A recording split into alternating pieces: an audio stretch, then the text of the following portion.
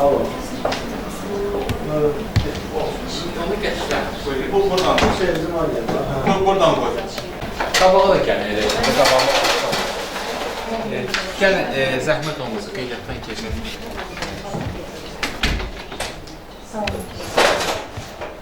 Ne yazar? Ne yazar? Hörmətli tədbir iştirakçıları, hər birinizi salamlayıram. İlk öncə dəvətimizi qəbul edib gəldiyinizə görə hər birinizə təşəkkürümü bildirirəm. Bugün bura toplaşmamızın məqsədi insan alverinə qarşı mübarizə, insan hüquqlarını müdafiə mövzusunda maarifləndirici tədbir keçirilir. İstədim qonaqlarımızı sizə təqdim edim. Hacıqabul rayon İcra Hakimiyyətinin Uşaq Hüquqlarının Müdafiəsi üzrə Komissiyasının məsul katibi Natiq Əhmədov, Hüquq Sosial Yardım və Maarifləndirmə İctimai Birliyinin sədri Fariz Ələkbərov, Vəkillər Kolleqasının üzvü Namiq Həşimov. İstədim qısaca mərkəzimizin fəaliyyət istiqamətləri haqqında sizə məlumat verim. Ailə, Qadın və Uşaq Problemləri üzrə Dövlət Komitəsinin Hacıqabul Uşaq Ailələri Dəstək Mərkəzi əhalinin sosial həssas təbəqəsi ilə işləyən, uşaqların və ailələrin rifahına dəstək verən bir qurumdur. Mərkəzimizin əsas fəaliyyət istiqamətləri nəzərinizə çatdırmaq istərdim. Sosial xidmətlərin göstərilməsi, ailə daxili problemlərin aradan qaldırılması, uşaq hüquqları və onların müdafiəsi, maarifləndirmə və psixoloji dəstəyin göstərilməsi. Biz ailələrin rifahı və uşaqların təhlükəsiz mühitdə böyüməsi, sağlam cəmiyyətin formalaşması üçün çalışırıq. Uşaq və ailələrə dəstək mərkəzi olaraq insan hüquqlarının müdafiəsi və hər bir insanın ləyaqətlə yaşamaq hüququ bizim üçün prioritetdir. Bu səbəbdən insan alverinə qarşı mübarizə vacib sahələrdəndir. İnsan alveri dedikdə insan azadlığının, ləyaqətinin və hüquqlarının kobud şəkildə pozulmasıdır.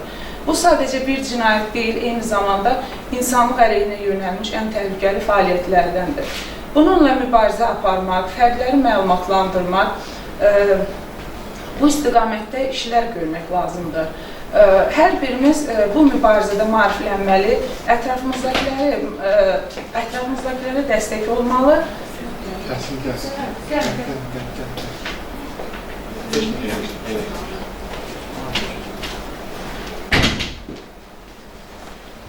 Bu istiqamətdə maariflənməli, ətrafımızdakilərə dəstək olmalı və bu istiqamətdə atılan addımlarda aktiv iştirak etməliyik. İstərdim keçid edərək sözü qonaqlarımıza verim. Buyursun, Hüquqi Sosial Yardım və İctimai Birliyinin sədri Fariz Ələkbərov. İlk öncə sizə təşəkkür edirəm ki, bu tərəfi yaratdığınız və eyni zamanda Ailə, Qadın, Uşaq Problemləri Dövlət Komitəsinin rəhbərliyinə olan xanımına təşəkkür edirəm. Sizə də bu istidə gəldiyiniz üçün hər birinizə təşəkkür edirəm ki, baxmayaraq bu iş günündə hər işdə zatıb gəlmişsiniz. Bizim layihə Azərbaycan Respublikasının qeyri-hökumət təşkilatı dövlət dəstəyi agentliyi maliyyə dəstəyi ilə insan alveri mübarizə, insan hüquqlarının müdafiəsi ictimai kampaniya təşkil edilir. Hansı ki, bu layihə artıq bizim bundan qabaq da bir-iki rayonda həyata keçirilmişdir, Saatlı və Artıq Zərdab rayonlarında. Və mən istəyərdim ki, bir keçid verir bizim Natiq müəllimə fikirlərini bildirsin, sonra mən artıq layihə ilə bağlı geniş fikirlərini bildirəm. Natiq müəllim, siz zəhmət olmasınız. Hörmətli qonaqlar, əziz tədbir iştirakçıları, mən də öz növbəmdə sizi salamlayıram. Bugünkü tədbirimizin mövzusu həm ölkəmiz üçün, həm dünya ictimaiyyəti üçün aktual mövzulardan biridir. Belərək ki, nəzərinizə çatdırım, Azərbaycan Respublikasında Ermənistanla münaqişə dövründə insan alveri ilə bağlı problemlərdən əziyyət çəkmişdir. Belə ki, bizim müharibə zamanı əsir düşmüş vətəndaşlarımız bu əməllərin qurbanı olmuşdular. Bugün biz çox şadıq ki, artıq ölkəmizdə əmin-amanlıq hökm sürür. Artıq bu problemlərin də biz sonuna çatmışıq. Hal-hazırda ölkəmizdə bu istiqamətdə mövcud qanunvericiliyi daha da təkmilləşdirilir. Lakin bununla bərabər bu istiqamətdə mübarizə yalnız dövlət orqanlarının deyil, bununla bərabər qeyri-hökumət təşkilatının, vətəndaş cəmiyyəti üzvlərinin məsuliyyətindən irəliləyən bir məsələdir. Bununla bağlı qeyd etmək istəyirəm ki, biz rayonumuzda müxtəlif qeyri-hökumət təşkilatlarının, digər qurumların bizim sakinlərimizlə maarifləndirici görüşlər keçirməyində biz də maraqlıyıq və buna görə də öz növbəmdə mən sizə təşəkkür edirəm bugünkü tədbirin təşkili üçün. Və mən inanıram ki, bugünkü tədbir bizim iştiraklarımız üçün çox faydalı olacaqdır. Mən mövzunu çox danışmaq istəmirəm, çünki əsas mövzu barədə, əsas mətn barədə bizim Fariz müəllim sizə ətraflı və geniş məlumat təqdim edəcək. Təşəkkür edirəm. Çox təşəkkür edirəm. Mən minnətdaram. Xaçqallı və İcra Hakimiyyətə də bizim dəvətimizi qəbul etdiyiniz üçün rəhbərinizə də minnətdaram, çatdırasınız. Təşəkkür edirəm. Ümumiyyətlə, insan haklarına bağlı bir qısa bir anlayış verir. Ondan sonra bizim təlimçinin məlumatlarım artıq bu barədə geniş ətraflı məlumat verəcək. Bizim insan hakları deyəndə tək burada cinsi istismar deyil, burada insan orqanların transfer fəsiləsidir, əmək istismarıdır, uşaq əməyin istismarı, uşaq dilənçiliyidir ki, hansı gün bu məsələlər aktualdır və problemlər var. Və birisi də bizim Daxili İşlər Nazirliyi yanında İnsan Hakları Qarşı Mübarizə Baş İdarəsi var ki, artıq neçə illərin yaranan və eyni zamanda da ki, Əmək və Əhalinin Sosial Müdafiə Nazirliyinin tərkibində İnsan Hakları qurbanlarına yardım mərkəzi var və onunla paralel olaraq Daxili İşlər Nazirliyinin tabirçində bir İnsan Hakları qurbanına sığınacaqlar var ki, mən bu yaxınlarda biz həm Daxili İşlər Nazirliyi nümayəndəliyi ilə bir sığınacağı da getdik, baxış keçirdik yeni. Məsələ arasındadır ki, bugün bizdə təbii ki, insan hakları bizdə həyata keçirilmir, keçid olaraq xarici dövlətlərə aparıldım yeni. İstərim ki, buna bağlı Namiq müəllim, bizim vəkillər kollega sözlü Namiq Eşnur təlimçinin ətrafda bir danışsın. Ondan sonra gəlir, mən əlavə olaraq yeni fikirlər bildirəcəm buna bağlı. Buyurun, Namiq müəllim. Mən tədbir iştirakçılarını salamlayıram. Və mən çalışacağım ki, insan hakları ilə bağlı qanunlardan müəyyən informasiya verim. Deməli, 28 iyun 2025-ci ildə Azərbaycanda insan haklarına qarşı rəsmi qanunu qəbul olunmuşdur. Bu qanuna əsasən insan hakları deyəndə biz nə başa düşürük? Qanunda tətbiq olunmuş ki, mən istəyirəm sizə izah verəm onu.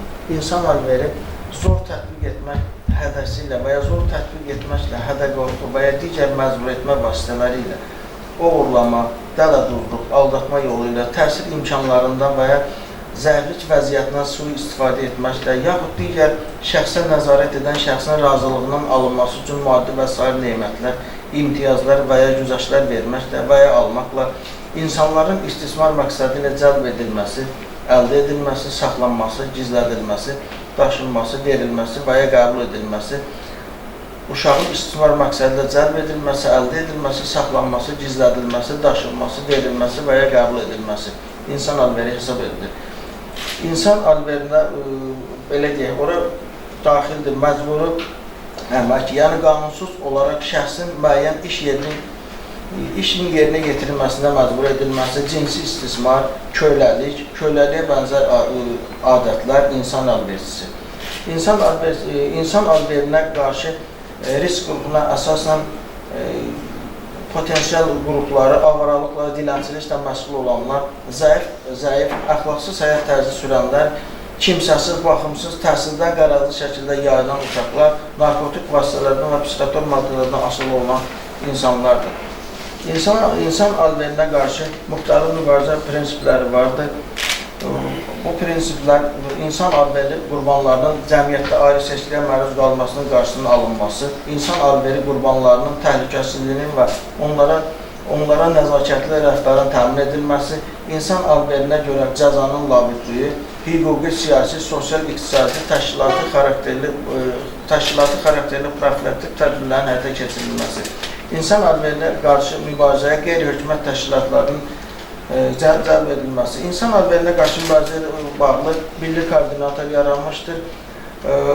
Milli koordinator milli fəaliyyət planının həyata keçirilməsi üçün məsul şəxsdir. İnsan haklarına qarşı mübarizədə Azərbaycan polisinin xüsusi yeri vardır.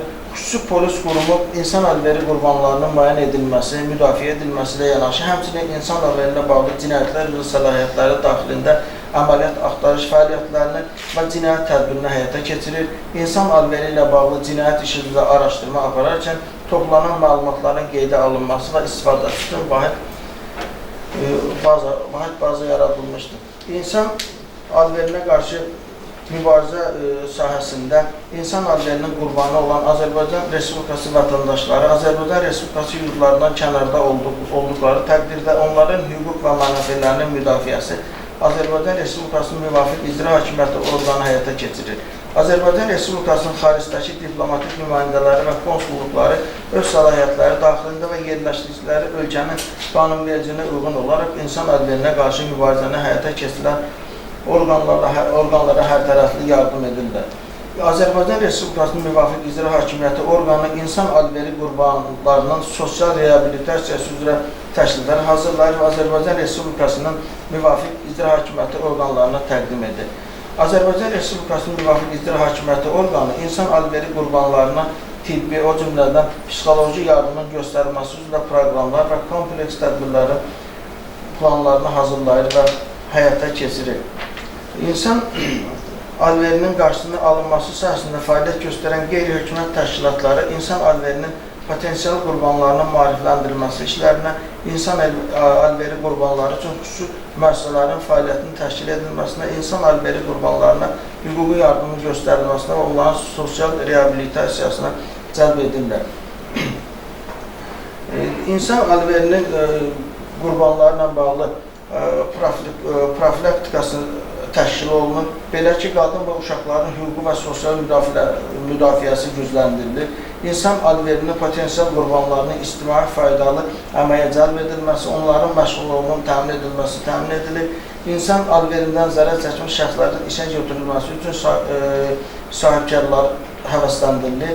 İnsan alverinin potensial qurbanları arasında maarifləndirmə və təbliğat işinin təşkil edilməsi, onların insan alveri qurbanlarını gözləyən təhlükə, dövlət tərəfindən təmin edilən müdafiə tədbirləri, insan alverinə qarşı dövlət tərəfindən həyata keçirilən inzibati, cinayət hüququ və digər tədbirlər barədə məlumatlandırılır.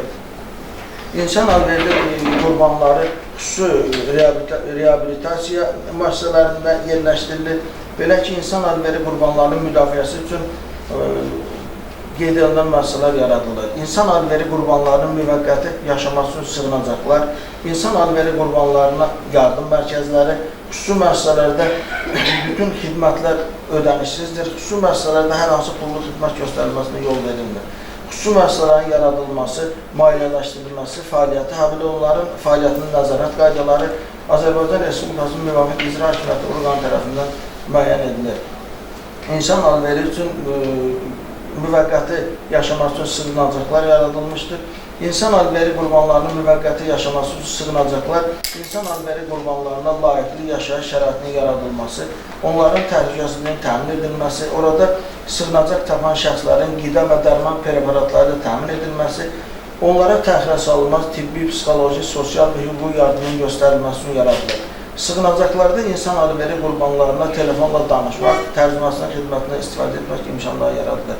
Konfidensial söhbət aparılması üçün xüsusi yerlər ayrılır. Sığınacaq verilmə müddəti sığınacağa xüsusi polis qurumunun və insan alveri qurbanının vəsadəti ilə uzadıla bilər. Bütün hallarda sığınacağa yerləşdirmə və sığınacağa verilmə müddətinin uzadılması insan alveri qurbanlarının razılığı ilə həyata keçirilir. İnsan alveri qurbanlarına yardım mərkəzləri yaradılmışdır ki, insan alveri qurbanları onların hüquq və mənafelərinin müdafiəsinə dair mövcud inzibati və hüquqi prosedurlar haqqında izahatlar vermək, tibbi, psixoloji və digər zəruri yardımın göstərilməsi, habelə insan alveri qurbanlarının sosial reabilitasiyasına kömək məqsədli yaradılır. Yardım mərkəzlərində insan alveri qurbanlarının şəxsiyyətinə anonimliyi təmin edilir və onların razılığı olmadan barələrində cinayət təqibi orqanlarına və ya digər dövlət orqanlarına məlumat verilmir. İnsan alverinin qurbanı uşaqlar olduqda onlar barədə qəyyumluq, himayəçi orqanlarına uşaq hüquqlarının müdafiəsi üzrə komissiyaya dərhal məlumat verilir. İnsan alveri qurbanlarının sosial reabilitasiyası, onların cəmiyyətə reinteqrasiyası, normal həyat tərzinə qaytarılması məqsədlə həyata keçirilir və insan alveri qurbanlarına hüquqi yardımın göstərilməsi, onların təhsilinin davam etdirilməsi, psixoloji reabilitasiya və psixoloji korreksiya, tibb və peşə reabilitasiyası üçün tədbirlər görülməsi, həmin şəxslərin iş və yaşayış sahəsi ilə təmin edilməsi imkanlarından istifadə edilməsi nəzərdə tutulur.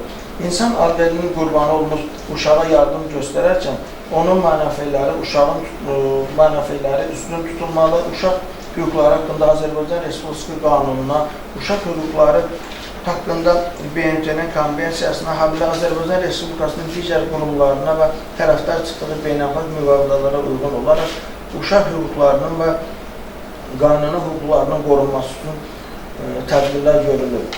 Sığınacaqlara yerləşdirilmiş uşaqlara təhsillərini davam etdirmək, valideynləri ilə əlaqə və ünsiyyət saxlamaq imkanı yaradılır.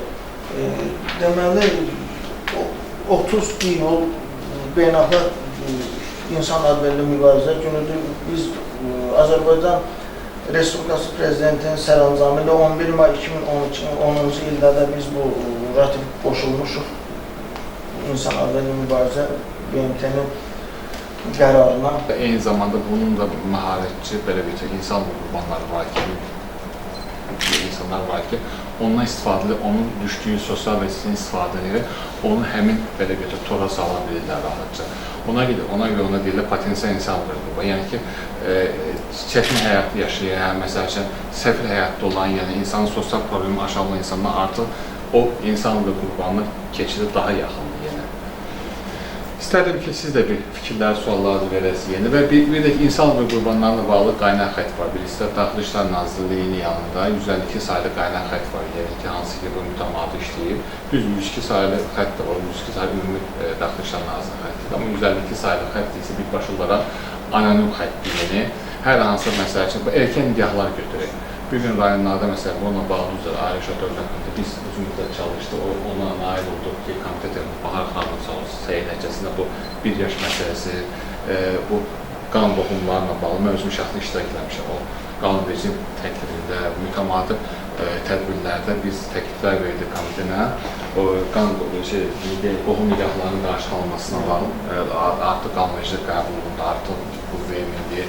Erkən nigahlar özü də bilir, yəni ki, artıq bir vaxtının əvvəl uşaq olan insan qurbanına keçid səbəb olan bir amildir. Yəni, bununla bağlı biz uzun illərdir dövlət tərəfindən mütəvazi addımlar. Ona baxmayaraq, yeni rayonlarda bu hadisələr baş verir, gizli lokal baş verir, üzə çıxdıqca biz onun yanı qarşısını alırıq. Yəni, çünki insanların düşüncəsi dəyişilməlidir. İnsanlar başa düşməlidir, bu cinayətdir, buna gedmək olmaz. Yəni, erkən nigah olsa, digər halda olsun, yəni.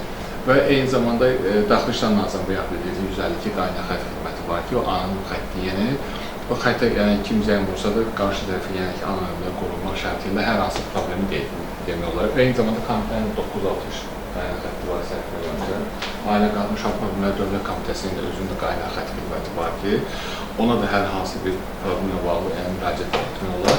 Yəni, məqsəd bugünkü gün bu tədbirlərin həyatı, silsilə tədbirlərin həyata keçirmək. Fərqi yoxdur, insanlar olsun, məişət dövlətlər olsun, hər hansı bir hüquq pozuntusu yaranmaz. İnsan əleyhinə cinayətlər baş verirsə, onların qarşısına alınması, profilaktik tədbirlərin görülməsi. Yəni, hər hansı hadisə baş verirsə, qonşuda, yaxında, qohumda, onlarla bağlı vaxtında bir məlumat verilsə, həmin insanın həyatını qurtarma daha rahat olar. Burada intiharda məsələn insanları qurtarmaq rahat olur və digər məsələlər. Ona görə məqsəd müvafiqləndirmə işlə aparılması, elə bir hadisəyə rastlaşırsınızsa, rastlaşan zaman siz məlumatlı olmalısınız ki, sizə müraciət edən zaman ki, bir insan kimi iş axtarırsa, xaricdən bir təklif gəlirsə, yeni ilk öncə hansı addım atmalı, hara zəng vurmalı? Məsələn, ən çox turizm agentlərinə bağlı müraciətlər olunur. Həmin ölkəninlə bağlı araşdırma aparılmalıdır, tam araşdırma aparılmalıdır. Əgər görücü şübhəli məqamlar var, mühasirəyə məlumat vermək lazımdır ki, artıq məsələn, yəni insanın nə qədər ölkədə də problem olmur. Ölkədən çıxanası artıq onun əl çatanlığı olmaz olur ki, o nasıl mümkün olmalı, hansı kömək dəstəyin göstərilməsi. Ona görə də yəni, mən istərdim ki, bir sual-cavab əsasında sizin fikirlərinizi alın ki, buna bağlı ki, suallarınızı verə bilərsiniz, hüquq da bağlı verə bilərsiniz, insanlara bağlı verə bilərsiniz, məişət ölkəyə belə bağlı verə bilərsiniz. Ümumiyyətlə, bu qadın uşaq hüquqlarına bağlı verə bilərsiniz suallarınız varsa, buyurun verin. Şimdi sual var.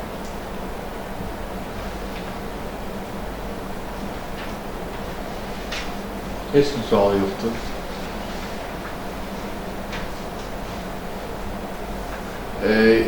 Həkimlər var da, xəstəxana. Tibdən var, sinsi tibdən. Mən özüm uzun müddət tibb işçilərini insanlıq qurbanları və təlim keçmişəm. Bir sual verim sizə. Bax, insanlıq qurbanı gəlib yaxınlaşırsa, anonimliğini qoruya bilirsiniz? Necə qoruyursınuz? Bax, məsələn, insanlıq qurbanı yaxınlaşır sizə və məsələn, təbii ki, göndəriş əsasına yaxınlaşır. Olan xüsusi göndərişi var, yəni dövlət tərəfindən yeni göndəriş əsasında onların üçün müalicəsi və əsasında pulsuz həyata keçirilir, dövlət hesabına həyata keçirilir və ona gedən, çünki mövcud mütəmadi rayonlarda olmuşam yəni və dövlət xəstəxanalarında biz yeni insanlıq qurbanlarının kompensasiyalarının qorunması, onların yaxınlaşan zaman onların belə götürək də, yəni çox var məsəl üçün İnsanlıq qurbanı yaxınlaşır, onunla kartasına baxanda bəzi götürür, bəzi məsəl vətəndaş həkim deyə biraz ucadan məsəl üçün onu səsləndirir məsəl üçün ki, artıq onu belə götürür, onun o şəxsiyyətinə toxunacağı birisi. Ona görə sual verirəm ki, sizdən məsələn, biz onun şahidi olmuşuq, yəni mütəmadi bəzi həkimlər tərəfindən biz onun qarşısı olması üçün dövlət proqramı var, onu iştirak eləmişəm.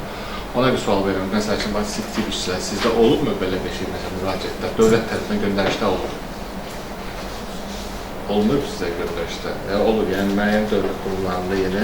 Çünki göndəriş əsasında onların tibbi dövlət tərəfindən fərqi yox, potensial insanlıq qurbanında qurban gedilir. Qeyri-xidmət təşkilatları tərəfindən göndəriş verilə bilir artıq, yəni dövlət tərəfindən göndəriş, çünki qanunvericidə uyğun olaraq verilir və onların tibbi tərəfindən hər hansı bir bütün müalicəsi dövlət tərəfindən qarşılanır. Lakin sizin sualı varsa, buyurun, danışın. Yox, müharibin oldu. Sadəcə bayaq dediyim məsələni daha dəqiq etmək istəyirəm ki, ölkəmiz ilk dövrlərdə o qarşılaşdığı bir problemlərdən var idi. Deməli, Birinci Qarabağ müharibəsi başa çatandan sonra Ermənistan insan orqanlarının transplantasiyası, yəni donorların tapılması üzrə dünyada ilk 5-likdə deyim ki, 5 ildə birinci yerdə idi. Bu da ondan əsaslanır ki, həm müharibə dövründə bizim orada əsir düşən vətəndaşlarımız var idi və təəssüf ki, onlar həmin ölkədə əsirlik dövründə insan alverinin qurbanı olub və donor, potensial donorlar çevrilmişlər. Yəni, bu baxımdan ölkəmizin müəyyən dövrlərdə qarşılaşdığı çətinliklər kimi onu qeyd eləmişdim. Bugünkü Allah ölkəmizə əmin-amanlıqda sabitlikdir. İnsanlar harasa gedəndə heç nədən çəkinmədən, saatdan asılı olmayaraq ölkə arasında sərbəst hərəkət edə bilirlər. Və bu sabitliyin əmin-amanlığını da biz qədrin dəyərini bilməliyik təbii ki. Amma müəyyən bir yerlər var, tutalım bəlkə də bizim ölkədə yoxdur, digər qonşu ölkələrdə insan alveri ilə bağlı müəyyən bir pul müqabilində insanların uğurlanması, digər məsələlər, onların insan alverinin qurbanına çevrilməsi riskləri daha çoxdur. Bu da bayaqda qeyd olunduğu kimi iş imkanları ilə bağlı kimlərsə ola bilər, digər ölkələrdə işləməyə gedərsən, həmin o şirkətləndirici vədlərə aldanırlar, yəni yüksək maaş, yaxşı iş yeri, digər məsələlər aldanıb gedirlər ora və ora düşən vətəndaşların da təbii ki, bütün sənədləri, qeydiyyat prosedurları adı ilə əllərindən alınır və insanlar orada çarəsiz vəziyyətdə qalırlar, köməksiz vəziyyətdə qalırlar və bu da onların əməyinin istismarına gətirib çıxarır.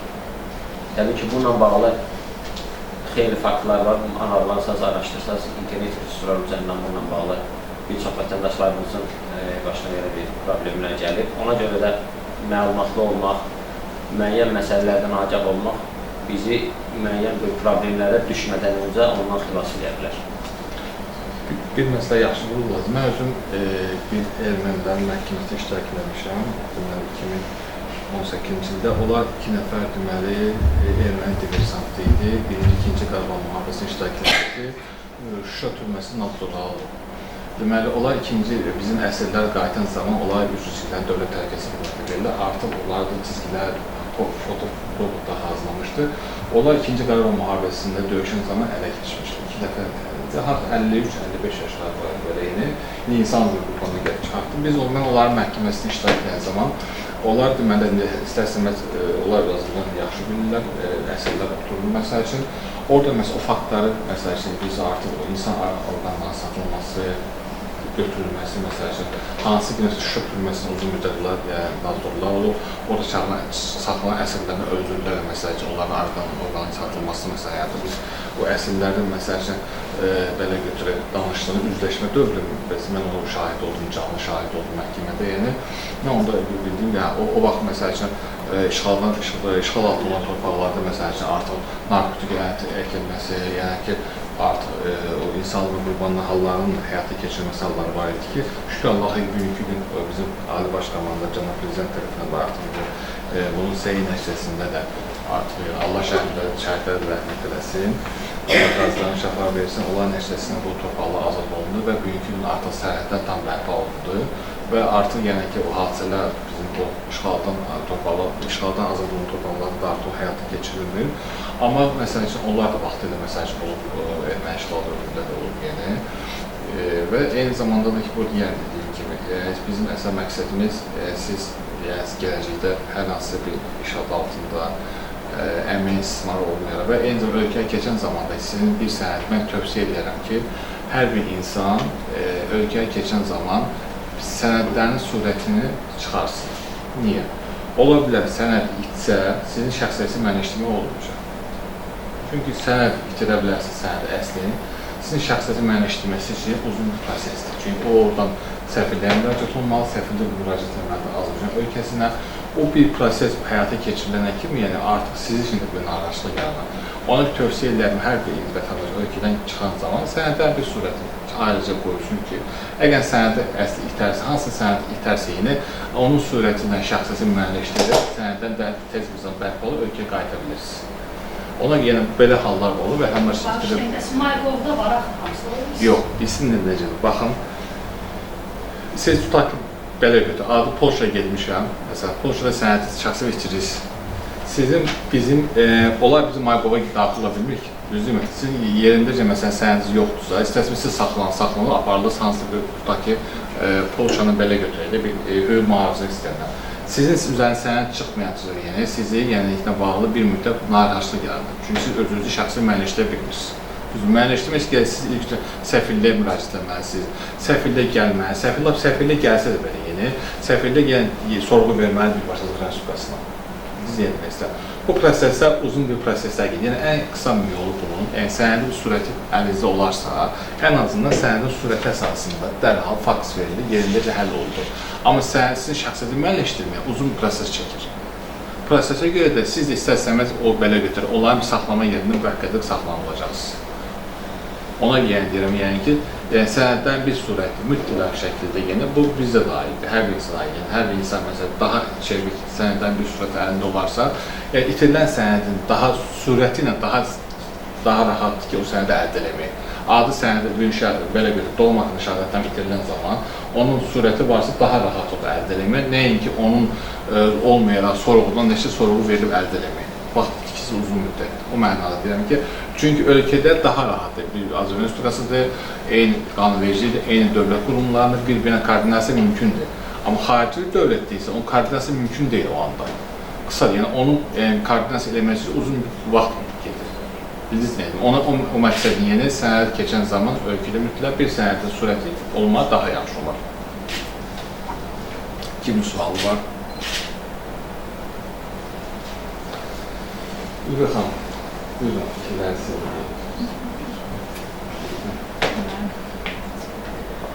Yəni, sualı olan olsaydı, verərdi, biz də cavablandırmağa çalışardıq. Baxın, ailə məsələləri, hökmən insan, yəni kimisi, yəni biz iki vəkillər televizyon mən hüquqçular, yəni nə qədər imkan varsa, nə qədərsə imkan varsa, verin hüquqla bağlı suallar. Məsələlərlə bağlı kimin suallar?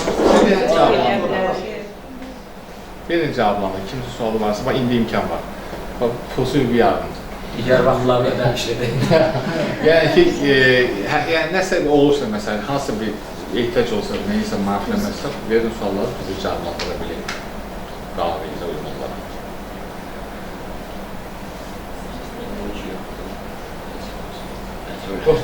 Biz belə deyim də, hər ay ərzində, ay sonunda açıq qapı təşkil edirik. Onlar, yəni bizim vəkillər kolleqasından da üzvümüz olub, Füzuli bəy, o da gəlir.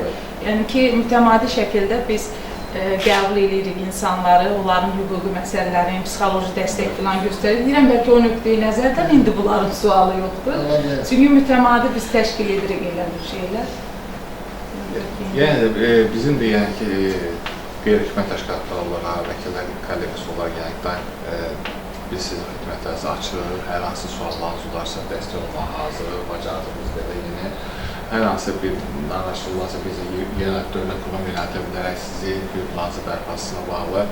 Ailə Uşaq Dövlət Komitəsi sizə daim açıqdır. Mən özüm artıq 18 ildir komitəyə sıx işləyirəm, 2008-ci ildən və son vaxtlarda ki, Baxar xanım özü rəhbər gələndən sonra komitənin vətəndaşlarına imkanları daha da genişlənir və vətəndaşların belə götürək daha əl çatanlığa rahat olur. Yəni, çünki bunu biz mən özüm tərif vermək istəmirəm, komitədə olduğum deyiləm, çünki vətəndaşlar daha rahat sərbəst fikirlərini çatdıra bilirlər, qəbulları yazıla bilir. Komitə Dövlət Bakı özündə də gedirsən komitəyə görən vətəndaşlar çoxdur, rahat gəlirlər, yaxınlaşırlar, fikirlərini bildirirlər. Yəni, hər hansı bütün məsələlər araşdırılır və yerindəcə həllini tapılır, köməkli göstərilir. Məsələn, bizim özümüzün WhatsApp qrupumuz var, bilməm, siz orada varsınızmı? Hüquq Mühafizə Nazirliyinə varsınız. Bizim WhatsApp qrupumuz var, əlavəli təşkilatlar var. Bütün dövlət qurumları orada var. Hacıqlarımız yoxdur. Bizim sizdən desəndə var, bizə Daxili İşlər Nazirliyi, rayon icra hakimiyyəti orqanları hamısı var yəni orada. Orada məsəl üçün nəsə paylaşdırsa, həm prokurorluqdur, mən özümdə olduyan Daxili İşlər Komitə hamısı dərhal bütün qurumlar reaksiya verir məsələni onlara həll olunur və ona bağlı daim də komitənin rəhbərliyi ona bağlı dərhal nəzarətə götürüb həllini tapır. Ona görə yəni həqiqətən də yəni uzun müddət komitənin çalışmağına baxmayaraq komitənin özünün də yəni ki, bu sahədə böyük dəstəyi var hər bir mənada. Hətta elə işlər var ki, komitəyə özdə də məsələn aid olmasa da dəstək verir məsələlər, vətəndaşları qəbul verir, yönətmir. İcra hakimiyyətinə bir daha təşəkkür edirəm, Nadir müəllimə, Xurama xanımı təşəkkür edirəm ki, rəhbərlik edin ki, siz gəldiyiniz üçün, Ülvi xanım, son sözü siz deyin. Biz də təşəkkür edirik sizə ki, bu cür maarifləndirici mövzularla çıxış edirsiniz. İstərdik ki, bu cür mövzular həm davamlı olsun, həm də bizim ən çox məsələn kəndlərimizdə olsa daha məqsədə uyğun olar. Çünki rayon yerində onsuz da əksəriyyət insanlar işləyir, ictimaiyyətə çıxırlar, onlar görürlər, ətrafdan maariflənirlər. Belə məsələn maarifləndirici tədbirlər biz təklif edərdik ki, həm araşdırılsın ki, hansı kəndlərimizdə daha çox xaricə meyil edib işləyənlər var. Yəni məsələn o yerlərdə daha çox təşkil olunsa, mənə elə gəlir ki, faydalı olar. Yəni belə düşünürəm. İnşallah növbəti dəfələrdə. Bir də canlı məsələn istərdim ki, məsələn lap kino şəklində və yaxud da canlı kimisə həyatın çəkib göstərsəydik daha yaxşı olardı canlı görəndə ki, bizdə həyatda doğrudan da biz adətən kinolarda rastlaşırıq belə şeylərlə. Biraz reallıq elə bildik ki, yəni realda belə şeylər. Bizdə məsələn Daxili İşlər Nazirliyinin belə bir beynəlxalq təşkilat növbə rolikləri var, bir 7-8 dəqiqəlik məsələsi var, hansı ki onlar var. Mən bilsəydim gətirərdim onu, yəni ki, orada məsəl üçün canlı olaraq məsəl üçün onu göstərirlər və qarşıdan onun profilaktik tədbirləri hansı formatda daha onu eləyərdim, bilməm. Bir var canlı, başı çəkmiş insan danışanda daha yaxşı. Anonim hər. Nəsə götürə bilir, dərs çıxarda bilir. Var məsələn danışmaqla belə daha təsirli olmur və ən çox vizual görüş olanda daha. Bu belə bir şey deyil, bundan heç belə bir soğurtalım. Çünki bu yaxını tərəfi, insanın ən yaxın tərəfindən onun həyata keçirilən bir şeydir. Bu etibarın sui-istifadədir. Bunu yenə belə götürür. Bugün mən kişi xeyarları götürürüm. Mən özüm tutaq bir qohumun tərəfindən məsələn iş adı altında haricə aldırılıb gedə bilirəm. Baxmayaraq hüquqşünasa məsələn insan etibardan, burada etibar məsələsi vardır. Yəni burada sırf insan məsələn bir insan inanır məsələn üçün deyir filan yerdə iş var, gedə işləyir məsələn üçün.